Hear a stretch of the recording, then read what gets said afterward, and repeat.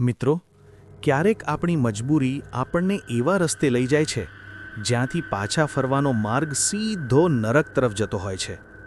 આવી જ એક ભૂલ કરી બેઠો હતો ગામનો સીધો સાદો ખેડૂત વિજય.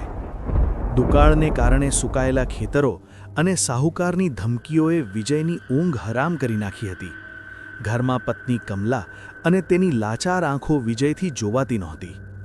નિરાશા જ્યારે હદ વટાવી ગઈ ત્યારે વિજયના પગલાં અંધશ્રદ્ધા તરફ વળ્યા.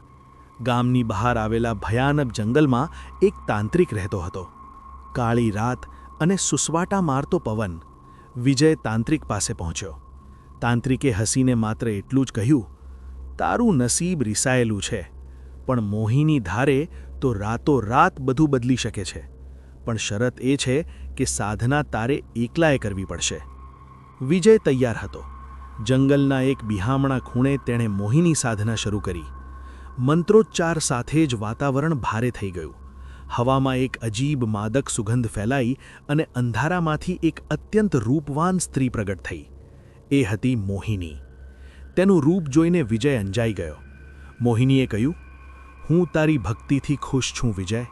તારી ગરીબી, તારું દુઃખ બધું હું દૂર કરી દઈશ. તારા ખેતરો સોનું ઉગાડશે, પણ બદલામાં મારે તારું એક વચન જોઈએ." મોહિનીએ શરત મૂકી, "આજથી તું તન અને મનથી માત્ર મારો છે. તારી પત્ની સાથે કે બીજી કોઈ સ્ત્રી સાથે તારો કોઈ સંબંધ નહીં રહે. યાદ રાખજે વિજય, જે દિવસે આ વચન તૂટ્યું એ દિવસ તારા જીવનનો છેલ્લો દિવસ હશે." ધન અને સુખની લાલચમાં વિજય આંધળા થઈને હા પાડી દીધી. તેને ક્યાં ખબર હતી કે આ હા નથી, પણ મોતનું ફરમાન છે. બીજી સવાર વિજય માટે જાદુઈ હતી. તેના સુકાઈ ગયેલા ખેતરો લીલાછમ થઈ ગયા હતા. સાહુકારનું અચાનક મૃત્યુ થવાથી દેવું માફ થઈ ગયું હતું. આખું ગામ વિજયના નસીબના વખાણ કરતું હતું. પણ વિજય અંદરથી ફફડી રહ્યો હતો. મોહિનીનો પડછાયો હંમેશા તેની સાથે રહેતો. તે પોતાની પત્ની કમલાને પ્રેમ કરતો હોવા છતાં તેની નજીક જઈ શકતો નહોતો. કમલા બિચારી મૂંઝવણમાં હતી. તેને લાગતું કે અચાનક આવેલી અમીરીએ તેના પતિને બદલી નાખ્યો છે. બંને એક જ ઘરમાં રહેતા હતા, છતાં તેમની વચ્ચે સ્મશાન જેવી શાંતિ હતી. સમય વીતતો ગયો અને એક રાત્રે ધીરજનો બંધ તૂટ્યો.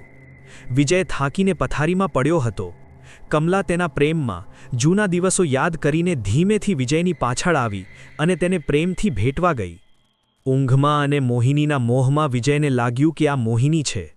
તેણે કમલાનો હાથ પકડી લીધો અને તેને પોતાની તરફ ખેંચી. પણ જેવી તેની નજર પડી, તેણે જોયું કે આ તો કમલા છે. વિજયના શરીરમાંથી લખલખું પસાર થઈ ગયું. તે ઝાટકા સાથે દૂર ખસ્યો, પણ મોડું થઈ ગયું હતું. સ્પર્શ થઈ ચૂક્યો હતો. વચન તૂટી ગયું હતું. ત્યારે જ ઓરડામાં એક ભયાનક અટ્ટહાસ્ય ગુંજી ઉઠ્યું. દિવાલો ધ્રુજવા લાગી. મોહિની ત્યાં પ્રગટ થઈ, પણ હવે તે સુંદર નહોતી. તેનું રૂપ વિકરાળ અને લોહિયાળ હતું. તે મને દગો આપ્યો વિજય.